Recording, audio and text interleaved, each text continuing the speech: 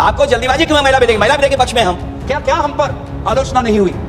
कभी अर्बन नक्सल, कभी देशद्रोही जाति गणना होगी तो हम आरक्षण मांगेंगे। इसीलिए आप लोग धोखा देकर के कि सरकार ने जाति की जनगणना करने का निर्णय ले चुकी है और कह रहे हैं कि कॉलम नहीं है। जब माननीय प्रधानमंत्री जी को पिछड़ों से वोट चाहिए था, तो माननीय प्रधानमंत्री जी अपने आप को कहा कि मैं पिछड़ी जाति से आता हूँ। चलिए आगे बढ़ो। You are scared of 2029 election. You want an escape route to cover up that 2029. That's why you bring the anti-constitutional bill. आप नहीं भूलना कुलदीप सेंगर कौन है, किसके पार्टी का है? ब्रिजभूषण सिंह नहीं भूलना, महिलाओं के सम्मान करने वाले लोग हैं क्या?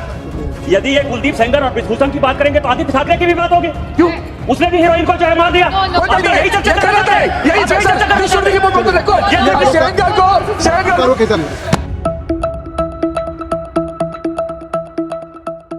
भारतीय लोकतंत्र के लिहाज से, संविधान के लिहाज से इस समय देश में सबसे बड़ी बहस चल रही है जो लोकसभा के भीतर हो रही है।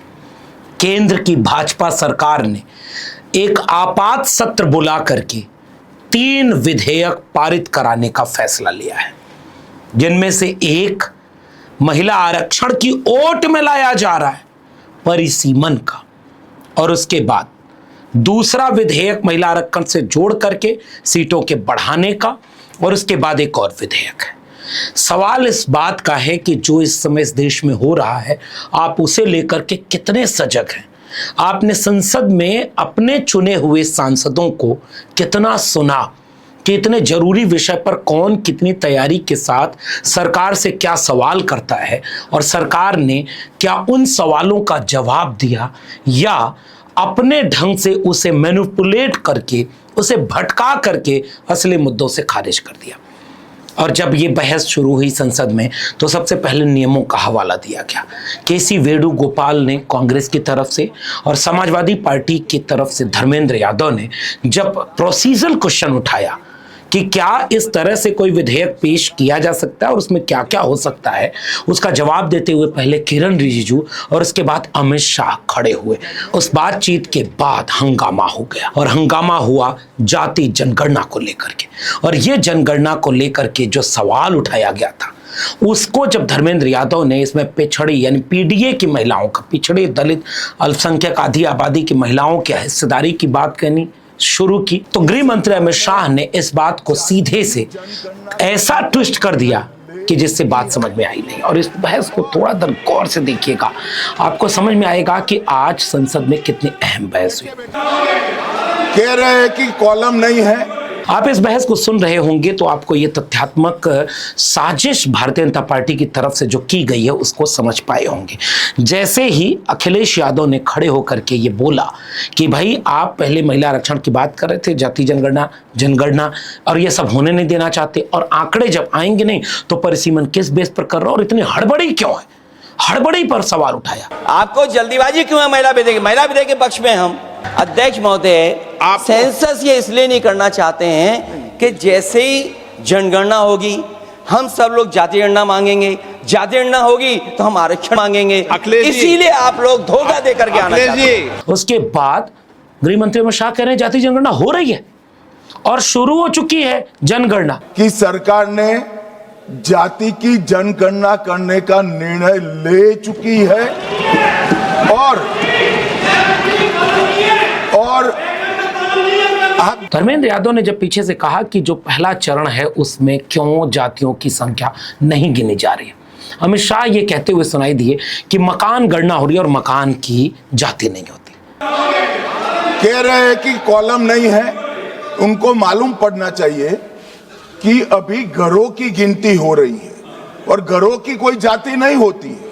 ये बात सुनने में बड़ी अच्छी लगी होगी, गुदगुदी वाली बात है, सब ताली बजाएंगे, लेकिन गृह मंत्री अमित शाह को अपने भारत सरकार के द्वारा जारी किए गए 33 सवालों में से अगर मकानों की जातियां नहीं होती गृह मंत्री अमित शाह जी, तो आपको ये बात समझ लेनी होगी कि एससी और एसटी को क्यों गिना जा रहा है। 33 सवालों के कॉलम संख्या 12 में ये सवाल क्यों पूछे जा रहे थे? इसका मतलब कि भारत में जाति जनगणना के साथ एक बहुत बड़ी साजिश होने जा रही है। और इसी बात को जब यह बिल प्रस्तावित हुआ, अर्जुन राम मेघवाल और गृह मंत्री अमित शाह की तरफ से बिल रखा गया, चर्चा के लिए तय हुआ कि कल तक चर्चा होगी, कल 4 बजे वोटिंग होगी और यह संविधान संशोधन बिल की तरह जाएगा। तो इस बात की जब चर्चा शुरू हुई तो इस शुरुआत में ही कांग्रेस की तरफ से गौरव गोगोई ने और समाजवादी पार्टी के राष्ट्रीय अध्यक्ष अखिलेश यादव ने जाति जनगणना से इसे जोड़ा। क्या क्या हम पर आलोचना नहीं हुई, कभी अर्बन नक्सल, कभी देशद्रोही, क्या क्या नहीं कहा, देश का बंटवारा चाहते हैं, क्या क्या आरोप नहीं लगाया। लेकिन जब आपने खुद देखा कि देश के लोग, अति पिछले वर्ग के लोग, अल्पसंख्यक जब वो चाहते हैं, जनजाति लोग, अनुसूचित जाति लोग जब वो चाहते हैं कि जाति जनगणना हो, तो आपने विमर्श होकर आपने जाति जनगणना लेके आए। अब आप वो जाति जनगणना को नहीं करना चाहते, आप नहीं लागू करना चाहते। महिला आरक्षण के नाम पर जल्दीबाजी क्यों है भाजपा के अंदर?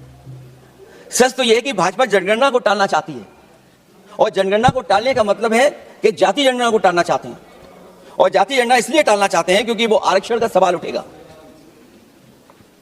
जो भाजपा उनके संगी साथी कभी भी देना नहीं चाहते हैं आरक्षण। भाजपा को यह भी अच्छी तरह याद है कि पीडीए में ए का मतलब आधी आबादी है, मतलब महिलाएं भी पूरी की पूरी उसमें गिनती में आती। इस बहस की शुरुआत हुई तो इन तीनों बिलों पर कायदे से बात हुई। The constitution 131st amendment bill 2026 और दूसरा है द डिलिमिटेशन बिल 2026 और तीसरा है the union territories law amendment bill 2026। और इसकी बातचीत की शुरुआत करते हुए गौरव गोगोई के भाषण को सुनना चाहिए। गौरव गोगोई ने जो कई सवाल उठाए हैं जिनमें से साफ तौर पर प्रोसीजर सवाल है और यही बात अखिलेश यादव ने बाद में स्पष्ट की। महिला आरक्षण विधेयक को जब 2023 में भारत की मोदी सरकार ला चुकी थी और उसमें बहुत ढोल नगाड़ा करके कह चुकी थी कि पहले जनगणना होगी, फिर डिलिमिटेशन होगा, फिर महिलाओं को आरक्षण मिलेगा, अपनी ही बात से केंद्र की मोदी सरकार क्यों पलट गई और अब परिसीमन वाला बिल ले आ रही है महिला आरक्षण के ओट में, आड़ में। इसका मतलब न तो ये महिलाओं को आरक्षण देना चाहते और न तो ये कोई भी महिला के समर्थक हैं। ये संविधान को खोखला करने के लिए परिसीमन करने जा रहे हैं और परिसीमन भी तब जब जाति जनगणना या जनगणना के आंकड़े सार्वजनिक नहीं है। कि हमारी पार्टी कांग्रेस पार्टी महिला आरक्षण के पक्ष में है, पर कृपया महिला आरक्षण को आप सरल करिए ताकि महिला आरक्षण जिस समय कानून पारित हो उसी समय लागू हो जाए और 500 जो हमारे 543 हैं लोकसभा की जो वर्तमान जो हमारी ताकत है उस पर लागू हो जाए, उसको परिसीमन के साथ मत जोड़े। उस समय भी ये बात कही, आज भी हम ये बात कह रहे हैं, उस समय भी हमने ये बात कही थी। गौरव गोगोई ने अपनी बात को आगे बढ़ाते हुए यहां तक कहा कि जो परिसीमन हड़बड़ी में किया गया उसमें प्रोसीजरल फॉल्ट कितना बड़ा है। जम्मू कश्मीर, असम, एक जगह चुनाव आयोग परिसीमन कर रहा है और एक जगह वहां का अपना संस्थान, और परिसीमन को लेकर के जम्मू कश्मीर में भी पूरे ढांचे को बदल दिया गया और असम में जो बहुत जरूरी सवाल गौरव गोगोई ने उठाया है, इसको गौर से समझिएगा। आप सोचिए कि वो कह रहे हैं कि एक लोकसभा और दूसरी लोकसभा में लाखों का अंतर, फिर ये कैसा परिसीमन, भौगोलिक अंतर, एक ही लोकसभा की कुछ विधानसभा कहीं कहीं, दूसरी कहीं कहीं, मतलब अपने मनमानी जो ये साफ जाहिर करता है। आप कल्पना करिए कि एक लोकसभा ऐसी है कि उसके कुछ इलाके 50 किलोमीटर एक तरफ हैं और दूसरे 50 किलोमीटर दूसरी तरफ हैं, बीच में कुछ और है। गौरव गोगोई के पूरे भाषण का ये हिस्सा जरूर सुनना चाहिए। जो हमारे संविधान के निर्माता थे, डिलिमिटेशन किसी राजनीतिक दल के राजनीतिक हथियार के रूप में निर्माण करना उनका मंशा नहीं था। डिलिमिटेशन की मंशा क्या थी कि जैसे जैसे जनसंख्या बढ़ेगी, प्रशासन के लिए, सुशासन के लिए हम अपने डिलिमिटेशन अपने विधानसभाओं का, लोकसभा क्षेत्रों का ऐसा करें ताकि लोगों को प्रशासनिक सुविधा मिले, ताकि सुशासन सुचारू रूप से हो। इस उद्देश्य से डिलिमिटेशन हुआ था। लेकिन हमने देखा है कि इस सरकार के द्वारा किस प्रकार से डिलिमिटेशन को, किस प्रकार से एक निजी और काफी निम्न स्तर की राजनीतिक अस्त्र इसको बनाया गया है। मैं 2 प्रदेशों का उदाहरण देना चाहता हूं कि कैसे आज डिलिमिटेशन का व्यवहार किया जा रहा है। एक जम्मू कश्मीर, दूसरा असम, दोनों प्रदेशों में डिलिमिटेशन, दोनों प्रदेशों में। और एक में क्या हुआ, जम्मू कश्मीर के जब आपने परिसीमन की तो वहां पे आपने डिलिमिटेशन कमीशन बैठाई और वहां पर आपने सेंसस, कौन से सेंसस का आपने इस्तेमाल किया, 2011 का। और दूसरे तरफ अपने असम में परिसीमन की, वहां पर परिसीमन की दायित्व खुद केंद्र चुनाव आयोग ने ले ली और वहां पर परिसीमन के सेंसस के आधार पर हुआ 2001 पर।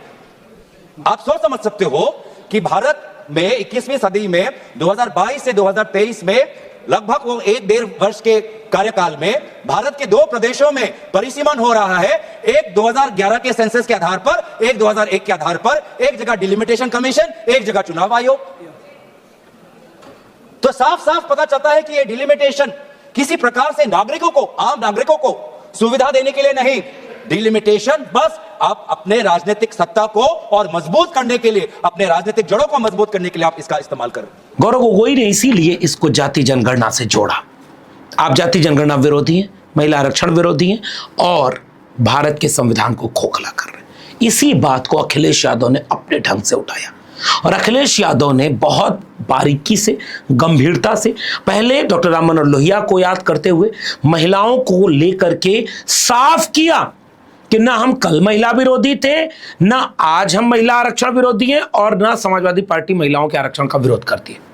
आपको याद होना चाहिए कि एक समय में लालू, मुलायम और शरद को महिला आरक्षण विरोधी यानी महिला विरोधी कह दिया गया। वो लाख कहते रहे कि हम तो आरक्षण के समर्थक हैं, लेकिन कोटा विद इन कोटा क्यों नहीं। आज वही बात अखिलेश यादव ने दोहराई। समाजवादी पार्टी महिला आरक्षण के पक्ष में है और समाजवादी पार्टी का इतिहास रहा है कि हम लोगों ने हमेशा महिलाओं को आगे बढ़ाने के लिए काम किया है। हमारे नेता जिनकी विचारधारा पे हम लोग आगे बढ़ रहे हैं, डॉक्टर राम मनोहर लोहिया, उन्होंने हमेशा जेंडर जस्टिस और सोशल जस्टिस की बात की है। हम समाजवादी लोग जेंडर जस्टिस और सोशल जस्टिस के पक्ष में हैं और महिलाओं का आरक्षण 33% हो उसके भी पक्ष में हम लोग बोल रहे हैं। और ये लड़ाई हमारी निरंतर चल रही है और कहीं ना कहीं आरक्षण हमारी पीढ़ी के आह्वान को और मजबूत कर रहा है। डिलिमिटेशन के कुछ बारीक सवालों को अखिलेश यादव ने उठाते हुए कहा कि आप लोकसभा और विधानसभा दोनों की सीटें बढ़ाना चाहते हैं तो कैसे ओवरलैपिंग करेंगे। अखिलेश यादव ने एक बहुत महत्वपूर्ण बात उठाई कि अगर आप कहते हैं कि 33% आरक्षण महिलाओं को देना चाहते हैं तो इसको आरक्षित सीटों को मत करिए, आप पार्टी को आरक्षित कर दीजिए कि आपको हर पार्टी को, हर दल को 33% महिलाओं को सीट देनी पड़ेगी और आरक्षण अपने आप बढ़ जाएगा। या 33% आरक्षण है, टिकट आप बढ़वा दीजिए। और ये बड़ा टेक्निकल पॉइंट है, आपको शायद समझ में नहीं आएगा। अगर कॉन्स्टिट्यूंसी रिजर्व होंगी तो अध्यक्ष महोदय महिलाओं के बीच ही कंपटीशन हो जाएगा, क्योंकि वो अध्यक्ष महोदय वो हमारी सदस्य कह रहे हैं कि वो तो होना चाहिए। वो सास बहू वाली तो हार गई हैं आपकी। तो अगर पार्टी को ये मौका मिलेगा तो न केवल कंपटीशन से हम बच सकते हैं बल्कि संख्या महिलाओं की लड़ने की ज्यादा होगी। ये महिलाओं को ज्यादा नहीं लड़ने देना चाहते हैं चुनाव। अखिलेश यादव ने समाजवादी पार्टी का विचार साफ करते हुए कहा कि हम महिला आरक्षण के समर्थक हैं, मगर इसमें पिछड़ी अल्पसंख्यक महिलाओं के लिए विशेष प्रावधान होना चाहिए, कोटा विद इन कोटा होना चाहिए। सरकार ने SC ST के लिए मान लिया, लेकिन इनको क्यों नहीं माना, यह है सबसे बड़ा पेच। और डिलिमिटेशन की आड़ में महिला आरक्षण को पास कर रही है और अगर डिलिमिटेशन का जो विरोध कर रहा है उसको कह रही है कि महिला आरक्षण के विरोधी है। इसलिए अखिलेश यादव ने एक एक करके कलई खोली। हम चाहते हैं कि पहले जनगणना हो और जनगणना जब आंकड़े सही आ जाएंगे अध्यक्ष महोदय तब जाकर के डिलिमिटेशन ठीक होगा। और अगर आंकड़े ही ठीक नहीं हैं तो फिर आरक्षण कैसे ठीक होगा, क्योंकि आरक्षण का आधार ही हमारा जनसंख्या पर है। अखिलेश यादव ने साफ तौर पर कहा कि हम पहले चाहते हैं कि जनगणना हो, जाति जनगणना हो और जनगणना के आंकड़े आ जाएं तब डिलिमिटेशन हो। अगर आंकड़े ठीक नहीं होंगे तो आरक्षण कैसे मिलेगा। इसी बात को आगे बढ़ाते हुए DMK के सांसदों ने काला कपड़ा पहन करके विरोध किया। दक्षिण भारत से तो कई तस्वीरें ऐसी आ रही हैं जिसमें DMK ने बहुत सख्त विरोध शुरू कर दिया है और वो सख्त विरोध आज सदन में भी देखने को मिला। उसके बाद सरकार कई तरफ से चाह रही है कि ये महान विधेयक है, महान दिन है, आड़ महिला आरक्षण का ले रही है, पास करा रही है परिसीमन। और परिसीमन होना भाजपा चुनाव जीतने के लिए बिना भाषा की विविधता, बिना क्षेत्र की विविधता, भौगोलिक निकटता और तमाम तरह के संवैधानिक प्रावधानों की धज्जी उड़ा करके परिसीमन बिल ला रही है। इस देश के नागरिक होने के नाते आप कितना नजर रखे हुए हैं, अपने सांसदों को जरा और सुनिएगा। बाद में कई लोगों ने अपने भाषण दिए, जिनमें से कुछ भाषण बहुत वायरल हुए और जो सवाल उठा रहे हैं। प्रधानमंत्री नरेंद्र मोदी ने, जब मैं ये वीडियो रिकॉर्ड कर रहा हूं तो भाषण देते हुए अपनी बात कह रहे हैं, जिसका विश्लेषण हम अगली वीडियो में करेंगे। फिलहाल इस बहुत जरूरी विषय पर आपको गौर से, समझदारी से अपनी राय बनानी चाहिए। इसे नजर रखिए, वरना संविधान भीतर से खोखला हो जाएगा, आपको पता ही नहीं चलेगा। ये महिला आरक्षण विधेयक, अगर इसमें पिछड़ी महिलाओं को, अल्पसंख्यक महिलाओं को कोटा नहीं मिलता है तो ये विनाशक होगा, मैं साफ तौर पर कह रहा हूं। और परिसीमन जिस तरह से बीजेपी करने जा रही है, जिस तरह से बिल ले आ रही, आपात परिस्थिति में संसद बुला रही, हड़बड़ी में पास करा रही है, ऐसा लग रहा है कि अब तक तो वो वोट मांगने भी जाते थे, अब तो वो सारी व्यवस्था अंदर अंदर ऐसी कर देंगे कि कभी चुनाव ही नहीं हारेंगे। फिर लोकतंत्र क्या होगा? मूर्ति लोकतंत्र और संविधान सबकी बन जाएगी, भीतर से वो खोखली होगी। अगर समझ पा रहे हो तो इसको जरा गौर से समझिएगा। फिलहाल इस वीडियो में इतना ही। अगर वीडियो जरूरी लगे तो इसे लोगों तक शेयर करिएगा। फिर मिलेंगे, तब तक चैनल को सब्सक्राइब कर लीजिए, बेल आइकॉन दबाइए, घंटी की बटन आपको सूचना देगी। तब तक के लिए बहुत बहुत धन्यवाद।